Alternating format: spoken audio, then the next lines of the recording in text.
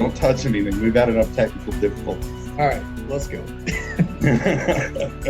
Take 5. We're ready to roll now. Yeah. So let's hear a whopper, man. You keep sending me all these pictures, and you're like making me want to come to Maine Bear Hunting. So I want to hear a good one. The one that that really stands out this year was this was a 400-pound bear, but it was a 10.5-hour deal with this bear, and one of the smartest bears by far I've ever dealt with. But we started the track. It's a pretty cold track, probably 7-8-hour-old track, and my Reba dog, little English dog, she trailed this thing up, really hardly barked at all, cold track. And she got down next to a stream and she went straight up to bay it. Like, I don't know if she found the thing bedded or what, but so this bear, he crossed a pretty good sized stream and went into a great big chunk of ground that, it's probably 3 miles long, 2 miles wide. And it's just a shithole. It's all just swamp, bog, stuff you can hardly crawl through. And he went into there and bayed up and would move a little bit, bay up. So I had this fellow son with me before. It's actually Jim Shockey's. He's been on more hunts with Jim Shockey than any of Shockey's clients. And he lives right here in Maine. Great guy, though. But anyway, so I told him, I said, Kenny, we got to get in there and try to kill this thing on the ground. So we wade across this stream up to our waist in water, and we begin to hike in. And we get in there, and we never saw the bear, but he just moved off. And so anyway, the bear did this for 7 hours. Oh, geez. With one dog on him. This dog held him the whole time, and he'd bay up and he'd let us get within about 50 yards, and then he'd just move off. But he'd bay up in stuff that, you'd have to be 3 feet from him to see him. Sure. So finally, about 2:30 in the afternoon, I was able to get 2 more dogs with her. And that made the bear move a little more. He'd bay up, but he wouldn't stay so long. At one point, that one dog held him for like an hour and 20 minutes. Never move. Oh, and but with the 3 dogs, he'd move. He might bay up for 5 minutes, keep moving. But finally we got him, he got back down next to that stream and he actually crossed it again. So I said, well, there's a little hope now. We got him in a little better piece of woods. And then he went up and they bayed him next to a old snowmobile trail. And I knew if we went in like straight onto him that he'd just go back across the stream, because I've done this so much for these bears on the ground that you can't go behind them and kill them. They'll stay 50 yards, 100 yards ahead of you all day long. And they just know. So we made a loop and we got behind him and we pushed him across this trail. And then he was in between that trail and like a main logging road. And I knew this bear, I'm like, he's not going to cross any main logging road. So we just stayed in there on foot. Mind you, now at this point, we've been on foot for like 9 hours. Full day. This guy's a big dude too. A couple of times I thought he was like going to stroke out on me. He was pretty well cooked. But anyway, we stayed on foot and the dogs worked the bear. And it's like 4:30 and they're coming back. Like the bear's headed back to the stream, and we got lined up with him. And the bear saw us like the same time we saw him. We could just, his head popped out like out of the jack furs, and Kenny, he said right there, and I go shoot him, and he shot and we flattened him right there. But that was one of the most epic, like all day affair, just on foot, just dealing with this bear and earning that money. You're earning that money, Paul. It felt like a big accomplishment to kill him. We were like, man, we earned that one. So, and he was like I said, we weighed him. He was 400 pounds on the spot. So yeah, and that's big old bear, big old battle scar on his head. It was quite a hunt. So. You guys get much for like color phase bears up there? They're they're all straight up black. We get some, with white blazes on their chest, but pretty much all black. But 400's pretty good compared to, the average bear out there, isn't it? Yeah. I try to target those bigger male bears for sure. But, we had another one this year I called him 460. We were way in the woods, so we packed him out. But after looking at that 400 pounder, I was like, no, that bear was probably 500. He was, just a big old slob. But we get, this year we did kill quite a number of, those bigger bears, 300 to 400 pound bears, which are good bears for sure. Yeah, they're good bears anywhere. Yeah. Yeah, that's crazy because, out here, we can't run dogs, obviously, where I live, but, you can still kill 3 bears a year if you draw your spring tag. You can hunt bears hard. And as long as you can get on the feed, you're pretty successful. Right. The other day, my buddy and I, we were packing out a buck that he had killed. And, we're getting to a resting spot and we're just kicking back. I mean, we ate lunch, and we're just talking, like normal. And we both kicked back, taking a little rest. And I heard something behind me and I just rolled over like slow motion, maybe steel. I don't know. I just focused in and I'm like, crap, there's a bear right there. He was probably 100, maybe 75 to 100 yards away, but they sneak in there so stinking quiet. If you're not watching them on the feed when they're moving, he was way too fast just moving through the country. I couldn't catch up to him. But, it was a pretty decent bear because in our mountains, they're not near as big as they are in other places. Like a 200-pounder, you wouldn't dare pass up. No right. That's more, the bears we kill, the bait hunters, they'll kill the bears, even smaller than that quite often. But, with the baits, those bears come in daylight. And those big bears, a lot of those big bears we kill have been wounded and shot. They know the gig, and that's why we do get them with dogs, because they'll come in at midnight or 2 a.m, and then with the cameras, of course, that helps us to. So, do you run your dogs off of the bait that you set for the still hunters? Yeah, well, when we get into dog season, I have certain areas where we dog hunt that we can still bait, right up until the end. So. That's nice. That does help that allows us to target, those bigger bears for sure. For sure. Because you're not just kind of, sometimes, of course, we rig them and sometimes we walk them in, up on the mountaintops if they're into the feed. But certainly if they're coming to the baits, you can, you eliminate a lot of the, running the small ones or messing with sows with cubs. You can kind of target those bigger bears that way. Yeah. Oh, that makes sense. Yeah. As far as like natural feed and the competition there with your bait sites, I know like some places it's hard because there's a ton of natural feed and it's just hard to come in. Yeah, that really dictates our success, especially with the bait hunting, because if you get a year like last year, there was like no natural feed, so we whacked them pretty good with the bait hunters and some bigger bears too. Yeah. But on a year when there's a lot of natural feed, man, it's tough to. You'll get pictures of them just like walking by, like checking, okay, there's bait here, but I don't need to eat it type of thing. Right. Or, opportunistic, just hit it on the way by and never come back. Yeah. And they'll, eat a little bit, but, in a year when there's not much natural feed, man, you can't lug enough bait. But so that really dictates our success for sure. What are they feeding on over there? What's their natural feed base? Oh, it's endless. Yeah. I mean, acorns, beech nuts, raspberries, blackberries, strawberries, sarsaparilla berries, winterberries. They're eating those right now. Cranberries, blueberries. I might have already said that one. I don't know, but apples. There's a ton of feed here, and that's kind of regional to where I am. Mm-hmm. Other parts of the state, there's not so much natural feed, but we have a ton of it here. I mean, they certainly have plenty to eat. Yeah. What was your acorn crop? Or acorn, Clay will probably tell me I'm saying it wrong. They're acorns around here. We call them acorns too. Not many this year. We actually walked a mountain this morning and, pretty spotty. And there's some beech nuts, which the bears love the beech nuts. That's the big food source for them, but they're not. 2 years ago, we had more beech nuts than I think I've ever seen. This year, there's some. It's like an every other year thing. Yeah. With the beech nuts, but it's there's some around, and there'll be bears out. Those younger males will stay out through November.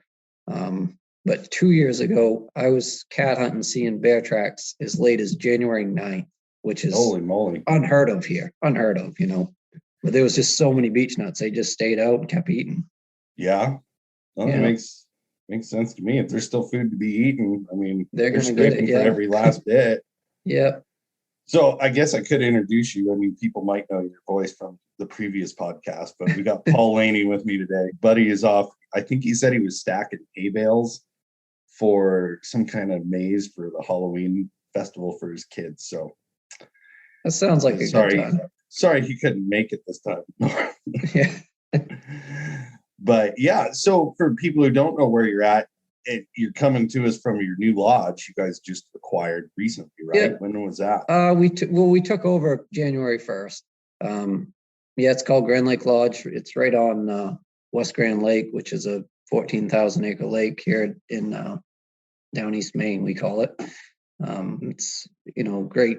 It's one of the homes to landlocked salmon in the state, which is a big fishery, and lake trout and stuff like that. So yeah, it's a wonderful place. The 6 cabins we have, and I've always had my eye on this place, and then the timing was right. Sometimes everything worked out. Line up. Yeah, everything lined up on that one. So yeah, it's been it's a lot of work, but it's a good thing long term for sure. Yeah. So what I've do been you lodging my hunters here for years anyway. So now you just get to keep your own money. Yeah, exactly. Yeah. Smart man. Yeah. So like in the off season, you do guided fishing trips too, right? Yep. I guide fishing from the time the ice goes out in April until come July 1st. That's when our training season starts. So I get a little squirrely then, and I really don't want to go fishing anymore. I'm kind of want to be. Yeah, I want to be in the woods then and getting ready for bear season and training the dogs and whatnot. So for sure. Which I get bored with the fishing thing pretty quick. Yeah, I don't know, around here it's always you can't wait for April because it's turkey season and there's nothing else to do. So you go turkey hunting, and then you're just waiting for every season to roll around, and it just holds you over until you're running dogs. Yeah, that's the way. It's when the ice goes out, it is cool. It's like everything's happening and the people are coming fishing, and it's great for a while. And then you get later into June, it starts getting a little hotter, and it's like, all right, yeah, getting close. Yeah. And you had a pretty crazy season, though. I mean, obviously you caught a ton of bears, but you got on some tough ones this year, it sounded like. This was, Jason, it was hands down the roughest year I've ever had with with dogs getting hurt. And I lost one of the best dogs I've ever owned, Molly. She got killed by a bear right at my feet, too. It was a rough one. But I mean, with the dogs, we killed like 25 bears, and I don't think we treated 5 of them. It was just the bears just wanted to stay on the ground. They wanted to walk and fight. And it's some of it's the terrain here where I hunt. It's I've hunted all over the state, and this is by far the roughest. It's just super, super thick, and it's full of water and streams and all that. So the bears, they tend to stay on the ground here more than anywhere else in the state anyway, and probably more than most places in the country, really. Because it's just not open. It's so thick. But so the most of the bears we're dealing with, and like I mentioned earlier, I like to target those bigger male bears. And I had this conversation with a buddy of mine a couple of weeks ago, and I told him, I said, I'm like a friggin' drug addict. I know what's going to happen. Like, I know, okay, we're going to go after this big bear. And you just know, like, shit can go wrong. And someone's going to likely get hurt. But it's one of those things. Like, I have a love-hate relationship with bear hunting with hounds. I love it, but I hate the fact when the dogs get hurt. Yeah. But it's just, I don't know. It's something about you getting in there with you're working with the dogs. You're on your feet. The bear's on the ground. It's pretty pure, like hunting with hounds for bears for sure. You're working with your dog. It is. It's not like, they run out in tree and everybody sings Kumbaya and everything's great. But when you're on your feet in the woods and trying to kill a bear with a hunter that sometimes isn't really capable of all that. Yeah, I would imagine really changes the dynamics because then your dogs are at risk. That I think would be one of the hardest parts for me, because I've got a couple of friends that guide, and I've heard some real horror stories as far as just not having somebody there that is capable of handling the situation. Yeah. Like when it's a big bear, like you're saying, and you have somebody there that might not be ready for that situation. I mean, you're putting the faith in a hunter, and that's got to be hard with your dogs. Because we had one guy this year that he broke down. He's like, I can't do this. He had shot at the bear, I think, like 3 times and missed it. And finally he just broke down. He's like, I can't do this anymore. Really? And, yeah, we'd pull the dogs. But you just gotta really, I've learned you gotta really be in control of and stay calm. Like, you stay calm and really call, I tell the hunters, like, I'm going to call the shot. I'm going to tell you when to shoot. And that's when you shoot. And I tell them now, especially after like Molly got killed, I'm like, you shoot him in the head. Like, end it. There's no, because you can't, if you got 3 or 4 dogs on the bear and they're 5 feet from him and the hunter shoots and the bear goes down, the dogs, they're going to dive in.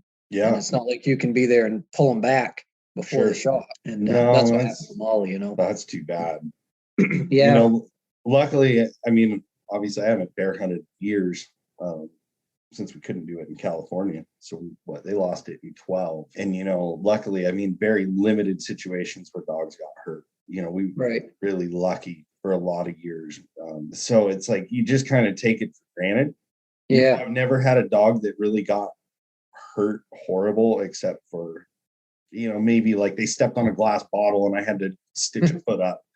Stupid stuff, like man-made stuff is what I had more problems with than anything. Right. But, I guess I was kind of ignorant to surroundings up there. I just think of you're in the great Northeast. It's all the same. But I had no idea that the cover there. Yeah. I mean, everybody talks about this Western hunting, and a lot of the guys out east, it's a Western hunting. It's romanticized in a way that it's just different. Right. For a Western hunter, and I've been, to Montana, I've hunted Oregon, I've been Idaho. It is so crazy to me, the cover that you guys have out there. I mean, it is so thick. I remember you sending pictures and saying that they don't tree that many, they're mainly on the ground. And I think I wrote back, well, that's because you don't have any trees big enough to hold a bear. Everything, it just looks like a bamboo forest in a lot of those spots.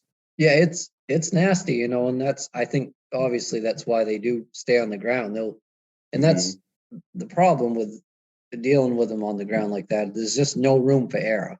So, when the bear decides to turn and go after the dog, there's nowhere for a dog to go. So that's kind of goes to why, like, when I breed dogs and make my crosses with my dogs, like, brains is by far my number one thing I look for.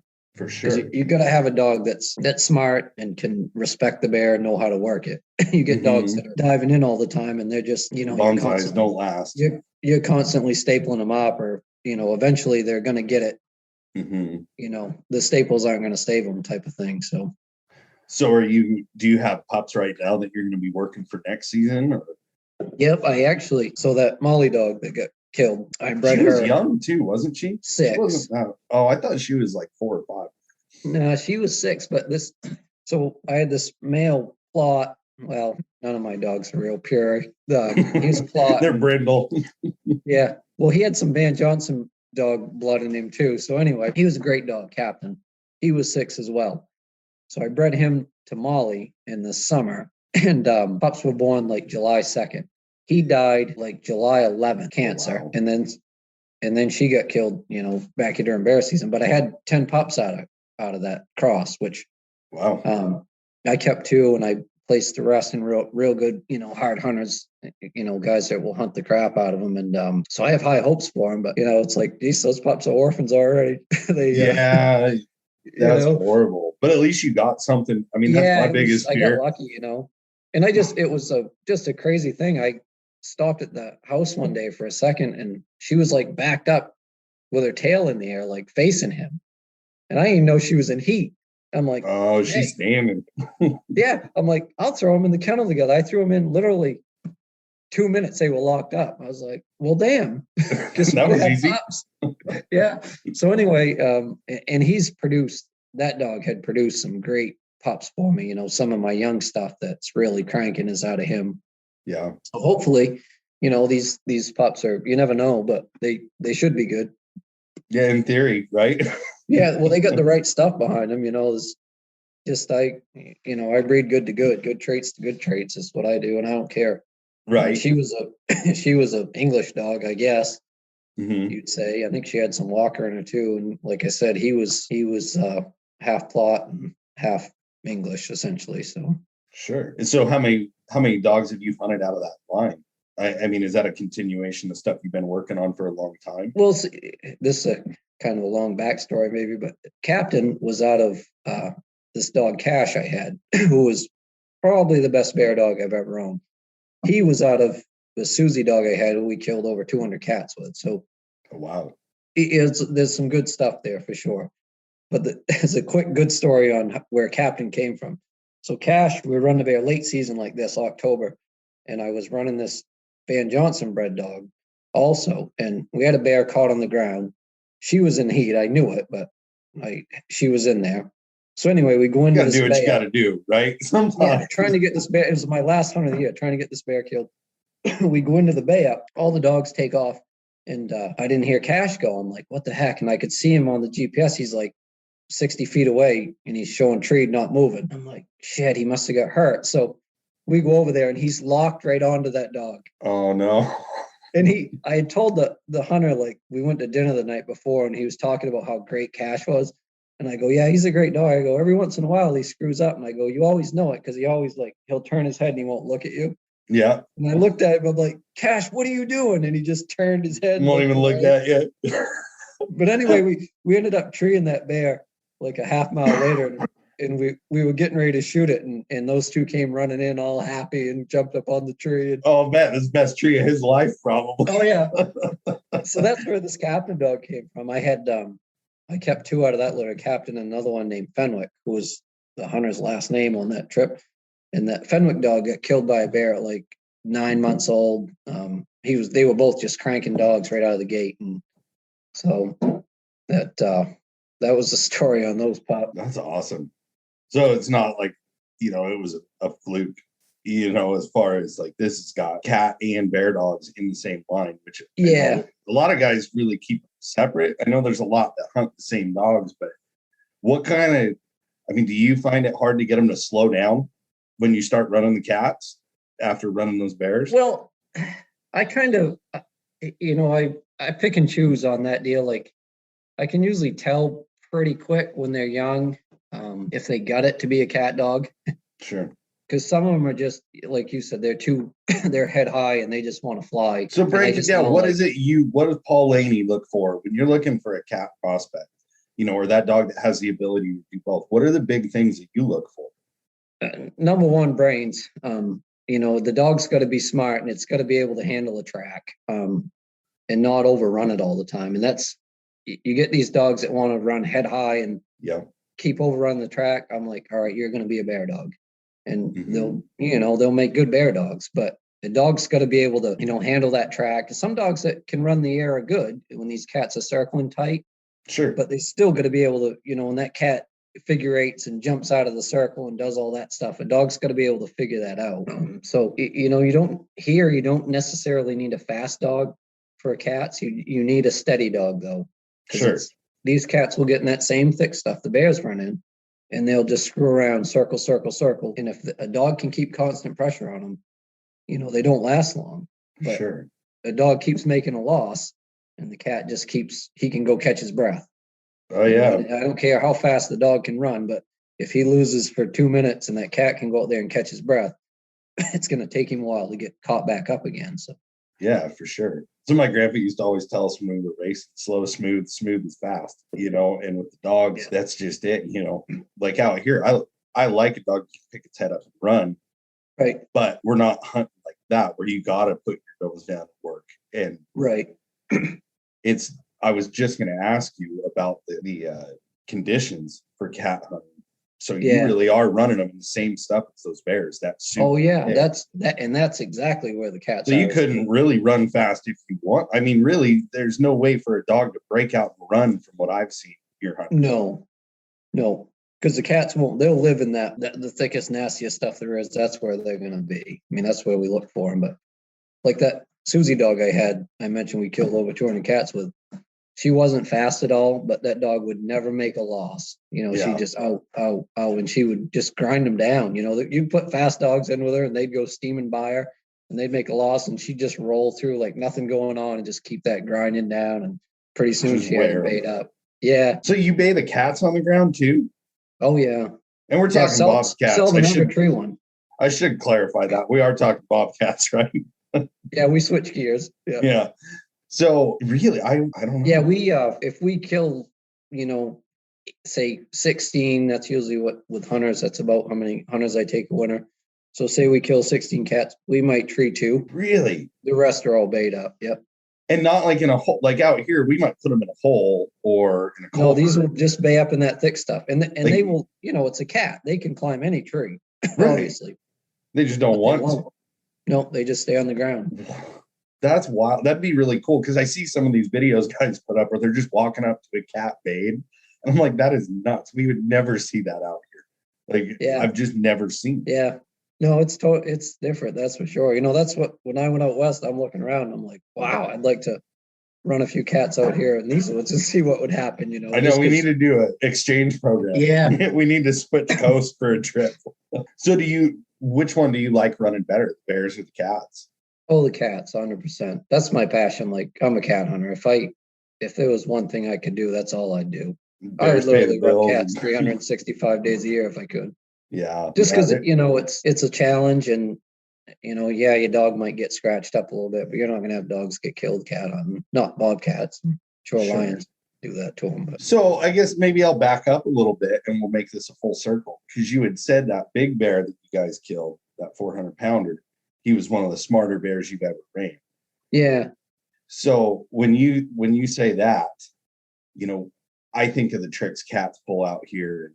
You know, they'll loop and they'll walk back on their tracks and, you know, over logs. What would you say, like, that bear, as far as being the smarter one that you've ran? You mean just by being road wary and knowing where his comfortable boundary was, like where he could run the show versus where he might put himself out for yeah, a just shot? like that, and where he'd stop, he'd go into one of those places that you literally couldn't see 3 feet, and that's where I'm assuming he would just lay down, you know, and the dog would bay him and work him right there. But he'd let us. I mean, we'd walk for half a mile, you know, and then we're like, all right, we're getting there. We're right there. We're right there, and we'd get within. He'd let us get, you know, sometimes 75 yards, sometimes maybe 50 yards, and then Yeah. he'd just leave. We never saw that bear all day till we killed him. Really? Never laid eyes on him. No, And he then would just. So, like, on a cat, though, what kind of tricks are they pulling on you? Are they doing the same thing since they bay up, just finding a place that's hard to get No, to? when the cat's bait up, they're done. They don't when the break dogs, and run on you. they might, but at that point they're done. They might go 50 yards or 100 yards or something. They might make a few more circles, but at that point when the dogs have caught them, they're out of gas. You know, they've gassed them out and they're done. So, But, I mean, you guys have a ton of water out there. I mean, that's Yeah. the other thing I noticed. Do they play that to their advantage, or do they oh yeah, take oh care they of it? the cats. You mean the cats or the bears? The cats? Yeah, the glare ice is their big trick. You know, they'll get Define on glare this- ice for us Westerners. Well, so it's ice that the snow is blown off or there's no snow on. Oh, okay, just bare ice. So you might have like a stream, or I don't know what you guys call them out there. Creek, whatever. Creek, whatever. So, you know, froze over, whatever, a couple feet of ice on it. But if there's it might be 90% covered with snow, but if there's a ribbon of just glare ice, those Mhm. cats will go right down that. And the dogs, they can't smell on that ice. Oh, Yeah. So the cats will do that all the time on us. They'll go for ice. They know. like when the wind blows adrift and it just kind of clears Yep. that ice off, they'll find that, Yep. travel it. Yep. Or even, you know, or like if it's, you know, moving water and it's barely skimmed over, they'll get on that little just, you know, inch ice, half-inch ice, and they'll walk that or whatever, just That's to lose crazy. the dogs. Yeah. I've actually had them run down steel railroad ties for like 200 yards Oh yeah. on the steel. Yeah. You know, they're smart. Yeah, they are smart. It's crazy, you know. And for us, like, we don't get that much ice, at least Right. not where I mean, stuff hardly ever freezes over. But that can get kind of dangerous, can it? I mean, do you have to be Oh, careful yeah. certain times a year? Because, Oh you yeah, know, I've been swimming a few times. yeah. What about dogs? I lost way years ago, 25 years ago. It was the first good cat dog I had. I lost him through the ice on a little stream, you know, early in the winter, trying to run early in December. Mhm. And I know a lot of guys, you know, it's common, more so with the coyotes. The guys that run coyotes, it happens to them quite a bit also. Yeah, because they kind of go there to bay up usually, don't they?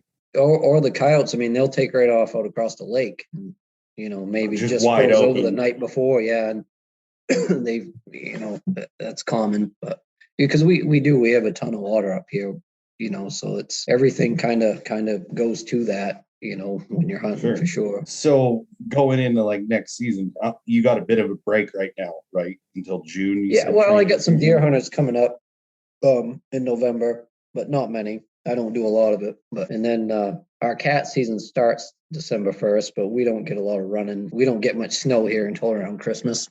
Sure. So depending on what happens, I may go out west and try to run lions a little bit, or if we get snow here, I'll just stay home. I don't want to pay for all that Biden diesel fuel, you know? Yeah. Oh Lord. Yeah, I know. I filled up the truck the other night about crap, man. Because Yeah. I have never been one to look at gas prices. I just don't Right. care because I'm going to buy it either way. It doesn't matter. Right. I need the gas. But I went to fill up the truck the other day. And I'm like, okay, this is a little ridiculous. You know, it was like $120 or whatever to fill it. Yeah. It's like, well, I'm going to burn through half of that tonight trying to find something to run. Right. So where are you thinking about coming out this way? Probably Colorado or possibly Montana, but something like that. Just yourself for a fun run? Yeah. Yeah. Just, it's one of those things like something I really want to do. Have you never done it before out this way? No, we went out and tried to run a couple of years ago, but there was no snow, and trying to do it like in March and bare ground and just, that's tough. Yeah. And I don't know what I'm doing either. So yeah, in new area, not knowing what you're doing, it can make it pretty tough. Yeah. It's one of those, like anything, you got to figure it out. So yeah. So how going into like next season, you're going to get through this year, cat season's coming, but training puppies coming into next year. I mean, what's your pack look like? Because I know losing Molly was a big one. So it's still good. I mean, I lost her and we were just, October here, we were banging out, like 4 bears in 3 days. And the dogs were, they were, they came to the front, and really did their job. I still got what do we have? 16 hounds, big dogs. So I still have plenty of dogs. And so you got plenty. Yeah. But the hard part of here is like a good start dog. And she was it, that dog she could start a 8-10 hour old track for me. And really, it's like here, the way we can run off baits with the cameras and all that, you got to have a good start dog to get that bear on his feet. And then from there, it's not so hard, then you're just pack dogs, you're hot track dumping them and they're putting the heat to him. Right. But to get one started is sometimes the hard part. And, I got a couple, one, my Reba dog she's as good as any dog I've ever had at starting tracks. And I got a couple other ones that will start, but, Molly was one of the better ones for sure. So, and she was all around, she'd stick a bear all day and, she was fast. She could do it all. So. That's what we were, who was it? I think I was talking with Ross Elwinger because we were talking about them running off of baits out there and not having to rig dogs really, like check baits. And the challenges that come from that, because you got bears just coming in there and milling for hours sometimes.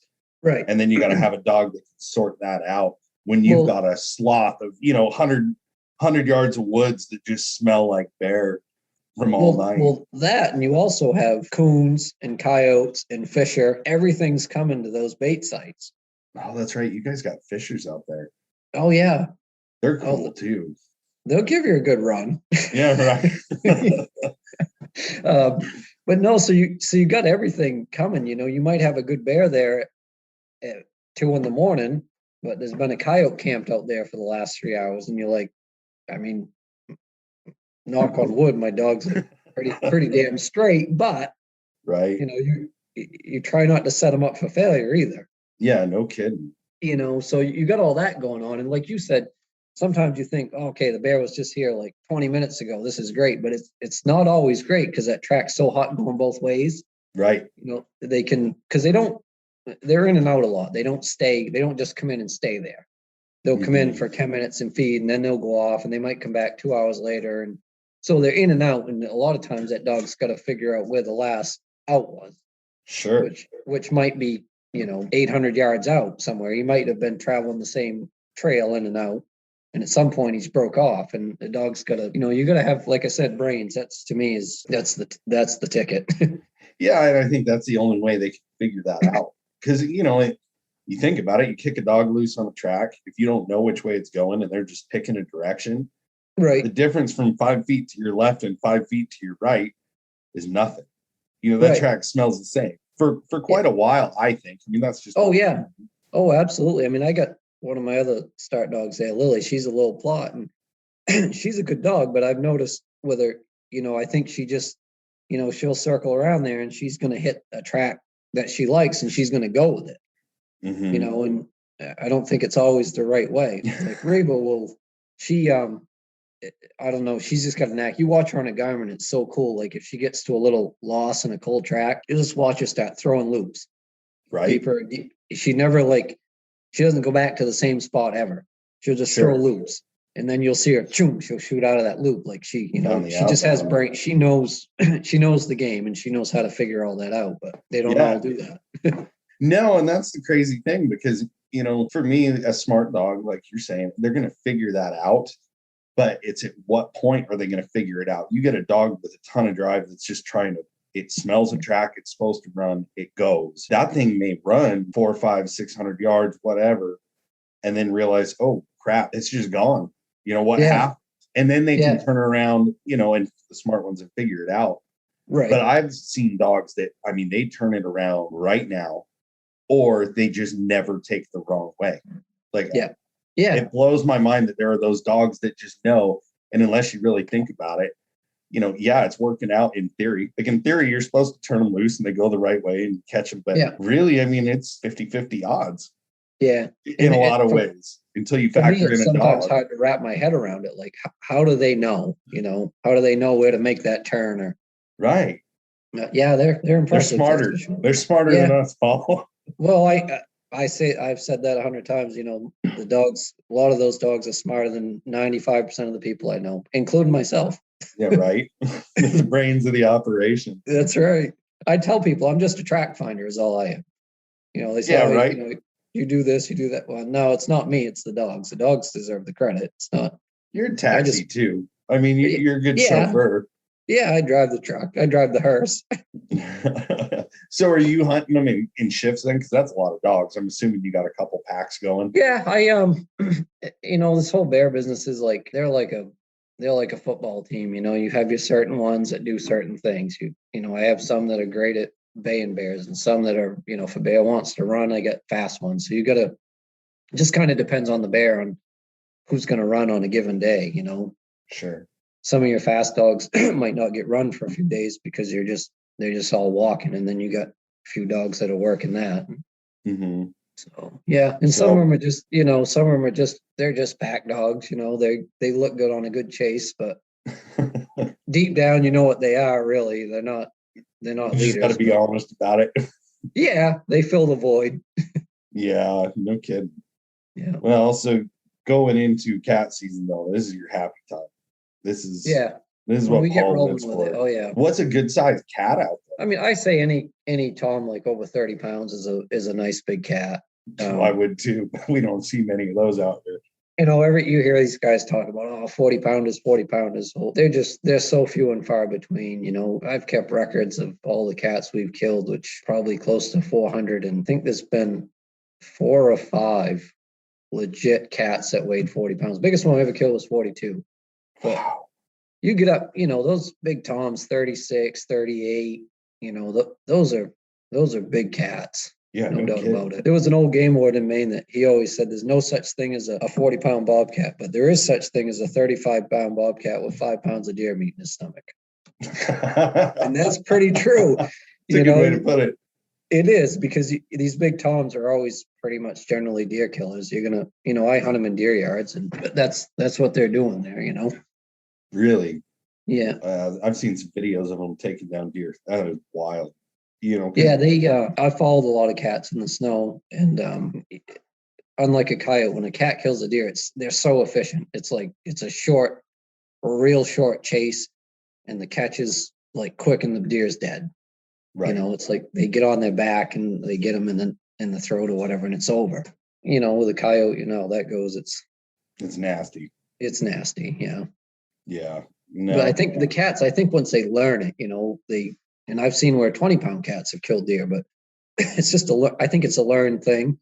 They're efficient. Just it's like people. Some people are better hunters than others, and same way with predators. There's some that are definitely better at it, and once they learn they can kill a deer, I'm sure they don't mess with rabbits so much anymore. Yeah, no kidding.